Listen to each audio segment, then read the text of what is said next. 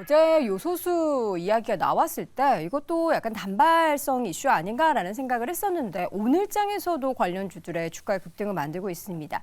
이게 어떻게 보면 이제 살 종목이 없어서 이런 종목들로 집중이 되는 걸 수도 있고요. 아니면 정말 이번에도 요소수 관련해서 이거 좀 중국 당국에서 돌연 그 통관을 보류한 게 아무래도 좀 큰 이슈가 생길 것 같으니까 우려를 하는 그런 분위기가 생길 수도 있겠다라는 건데 이게 우려를 할 만한 얘기일까요? 제2의 요소수 사태 어떻게 재작년처럼 불거지는 겁니까? 중국이 취하는 조치는 겉으로 봤었을 때 의도가 있어 보이든 있어 보이지 않든 네. 다 저희가 깔려 있다. 저는 기본적으로 그렇게 뭔가 꿍꿍이가 있다. 네. 이게 여태까지 해왔던 선례들이 그런 것들을 많이 보여준다고 생각하고 우리 쉽게 생각해서 사드 사태 때 본인들이 사드 사태 그 사드 미사일 배치한 것 때문에 보복 조치하는 거야라고 공식 인정했나요? 인정 안 했죠. 그런데 전 경제 뭐 다 망라해서 세밀하게 다 보복 조치들을 했지 않습니까?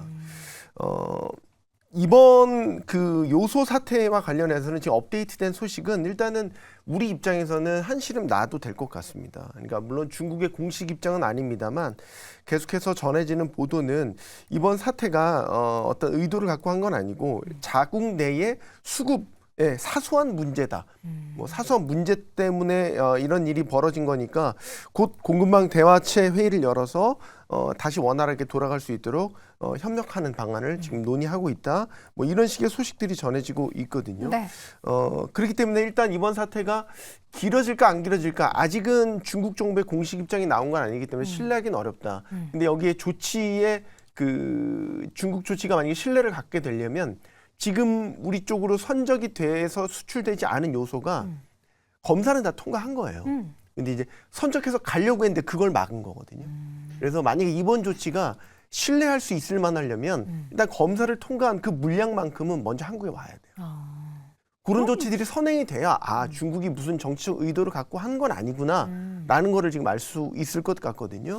그러니까 조금은 며칠 더 지켜봐야 되겠지만 일단 최근 들어온 소식은 어떤 뭐 보복의 조치나 어떤 제한 조치나 이런 것들은 아니다라고 이제 뭐 직간접적으로 중국 쪽에서 이야기들이 들려오고 있으니까 크게 우려하지는 않아도 될 것 같습니다. 그러면 오늘 일단 요소수 관련한 종목들이 하정환 교수님 올라가고 있죠. 연일 급등을 하고 있는데 이런 급등도 어떻게 좀 단발성으로 오늘 내일 중으로는 끝날 수도 있겠네요.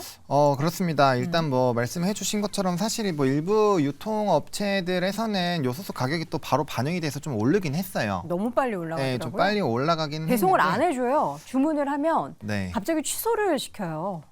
그럴 수 있죠. 그러면 안 되잖아요. 마스크 초반 대란 네, 비슷한. 네. 그러면 안 되죠. 안 되죠. 근데 이제 뭐 종목군들이 계속적으로 이제 시가의 급등이 나오고 계속적으로 차익이 나오고 있는 것은 뭐 이전만큼 좀 크게 아직은 터질 부분이 아니다라는 일부 좀 시각도 있다라고 보시면 좋을 것 같습니다. 네. 지금 뭐 이제 지금 비축분도 좀 3개월 정도 있고요. 그 이상 갖고 있으면은 사실 좀 상품성이 떨어지기 때문에 3개월치를 좀 보장을 하고 있는 상황이고 지금 이제 이런 뭐 우려가 조금 나오고 있는 상황이지 이전처럼 확 뭐 이렇게 금지 사태가 나온 거는 아니기 때문에 거기에 따른 좀 반응은 좀 덜 하고 있다라고 보시면 좋을 것 같고 또 이제 이전에 근데 추가적인 상승력이 나올 수도 있다라는 생각이 드는 거는 이전에 요소수 사태가 나왔을 때는 10,000원대를 훌쩍 넘었었거든요. KG케미칼이. 그래서 그런 부분을 봤을 때는 추가적인 수급이 붙을 수는 있지만 네. 그래도 좀 보수적으로 보시는 게 왜냐면 벌써 2거래 이상 좀 주가의 급등이 나왔고 빠르게 이제 시초부터 눌린다라는 거는 그만큼 이제 발목이 또 잡혀 있는 사람이 많다라는 거거든요. 그렇기 때문에 뭐 중국 당국에 정말 이런 변화가 나오거나 그런 기조가 아니라고 한다면 사실은 좀 보수적으로 보시는 게 맞지 않을까라는 생각입니다. 이게 우리나라에 지금 말씀해 주셨던 것처럼 비축분이 있긴 한데 지금 한 길게는 5, 6개월 정도 버틸 만한 수준이라고 합니다. 근데 이게 계속해서 사실 뭐 요소수가 뭔지도 몰랐던 분들도 있으셨을 거예요. 경유 차량을 운영하지 않으시는 분들 중에서는. 근데 이게 테마가 이렇게 갑자기 올라갈 때가 다시 불씨가 꺼진다고 해도 다시 비축분이 조금 줄어드는데 중국에서도 움직임이 심상치 않다 싶으면은 다시 또 오르는 그런 움직임이 나타날 수도 있을 것 같아서 이거는 시장이 좀 심심할 때쯤이면 관련된 이슈가 같이 붙고 하면 또 한 번씩 수급이 또 몰리고 하는 이런 장세가 반복적으로 또 있지 않을까 하는 생각도 좀 들긴 해요.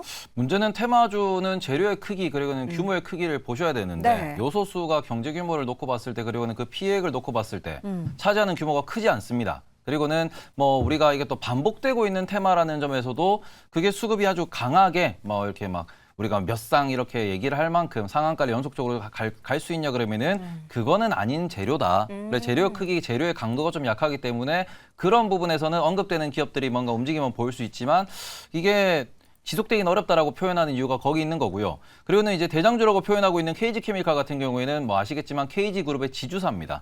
그리고 지주사에서 실제로 실적을 까보시면은 연결 실적으로 다 잡히는 거고 가장 큰 부분이 결국 KG스틸, 구동부제철의 실적이 가장 크게 잡혀 있는 부분이거든요. 이러니까 이 기업에서도 우리가 뭐 2차 전지처럼 반도체처럼 실체가 있는 기업이 대장 역할을 하면서 네. 주가를 끌고 올라간다 그러면은 좀 더 강한 모멘텀을 보일 수 있겠으나 지금 나오는 기업들 롯데정밀화학 역시도 여러 가지의 케미컬을 다루는 과정에서 이제 그쪽으로 조금 사업을 하고 있다. 이런 부분으로 좀 부각이 되고 있다 보니까 이 부분이 그러니까 이 산업 자체가 비즈니스 모델이 큰 곳이 아니다.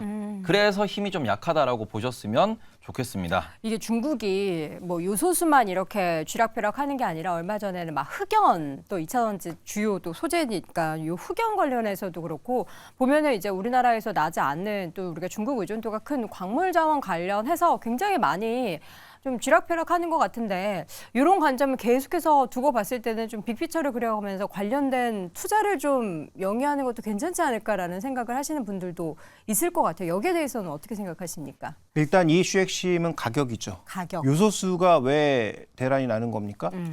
우리가 중국에서 90% 이상 요소수를 수입하고 있기 때문에 나는 거죠. 그쵸. 근데 우리는 왜 중국의 90%나 의존하고 있을까? 이 거기가 별것도 싸니까. 아닌데. 그렇죠. 제조 비용이 가장 싸니까 거기서 네. 수입하는 겁니다.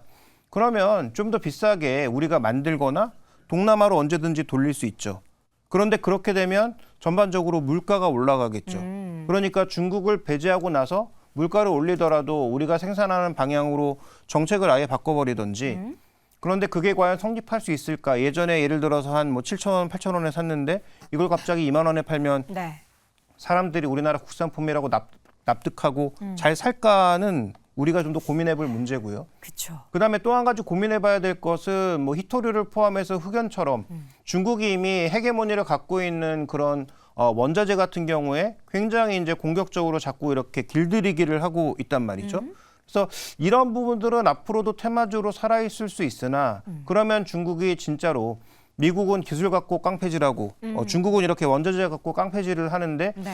이게 과연 그들 국가에도 계속 이익이 되느냐를 살펴보면 저는 그렇지 않을 것 같다. 그러니까 상대적으로 무언가 이슈를 해결하기 위한 레버리지로 쓸 수는 있겠으나 이걸 그들도 레버리지로 사용하는 것 이상으로 압박을 넣게 되면 결국은 미국이 반도체 누르려고 했더니 중국이 반도체를 개발하는 것처럼 중국도 원자재로 이렇게 누르면 다른 쪽에서 비용 때문에 개발하지 않았던 원자재를 개발할 가능성이 높아진다는 거죠. 히토류? 전 세계 어디나 다 있습니다. 네. 그러나 중국만큼의 비용으로 뽑아낼 수가 없을 뿐이죠. 그러니까 그런 산업 변화를 가져올 정도로 압박을 가할 가능성은 전 없다라고 보고 있기 때문에 해당 관련해서는 거의 테마주로 남을 가능성이 높다. 그래서 이것을 투자 전략으로 연결하기는 어렵고 아마도 우리 입장에서는 좀 더 이렇게 테마주들의 움직임이라든지 우리 입장에서는 좀 짜증나는 뉴스들은 계속 이어질 가능성이 높다라고 봐야 될 것 같습니다. 알겠습니다. 송 교수님이 네. 다양한 분야에서 투자 많이 하시잖아요. 어떻게 이런 광물, 커뮤니티 네. 관련한 투자 해보신 적 있으세요? 광물 투자요? 예. 네, 다행히 없네요. 아, 광물까지 했으면 제가 정말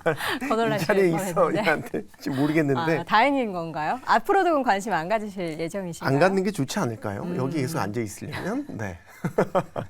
갑자기 어느 날 사라지시면 광물 네. 투자로 대박 나신 광물 걸로. 들어간 줄 아세요? 광산 네. 들어간 줄 아시고 저는 이제 김종인 교수님 의견에 동의를 하는 게 네. 이제 이게 테마주로서 이제 얼마나 이제 영향을 발휘할지는 그거는 모르겠어요. 그쵸. 그리고 이제 투자를 절대로 권유하고 싶지는 않은데 내년이 이제 정치적 빅 이벤트들이 많은 대선이 다가오는 시점이라는 네. 거에 있어서 이렇다고요. 중국은 지금 예를 들어 미국이라든지 서방 국가들의 여러 가지 압력 조치라든지 제재, 제한 그거에 대한 수위나 종류에 따라서 어떤 식으로 보복 조치할 것인지 시나리오가 이미 다 짜여져 있다. 그래요? 라는 얘기가 있어요. 그래서 지금 뭐 아까 말씀하셨지만 자기네들이 높은 점유율을 갖고 있는 뭐 갈륨부터 게르마늄, 흑연 최근에 흑연도 수출 제한 걸었었죠. 뭐 이런 것들에 대한 어떤 식으로 보복 조치를 할지 다 지금 플랜이 있다. 제가 그 의도 저희가 다 있다라고 자꾸 의구심이 드는 게 중국은 다 계획이 있군요. 네, 다 계획이 있다라는 거예요.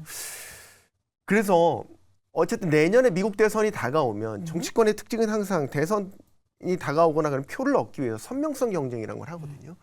그 중국 대리기는 사실 민주당이든 공화당이든 가리지 않습니다. 하겠죠. 네.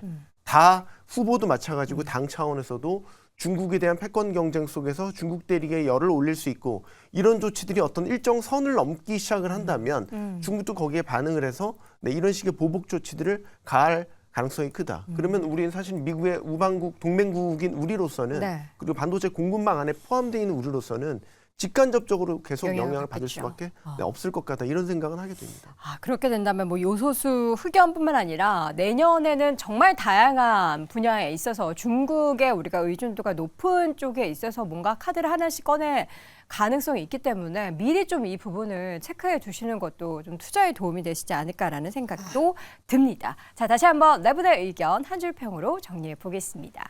자, 먼저 김종효 고수는 중국 통제 지속 가능성이 좀 낮다. 손성호 고수는 중국 광물 압박은 빈번할 듯.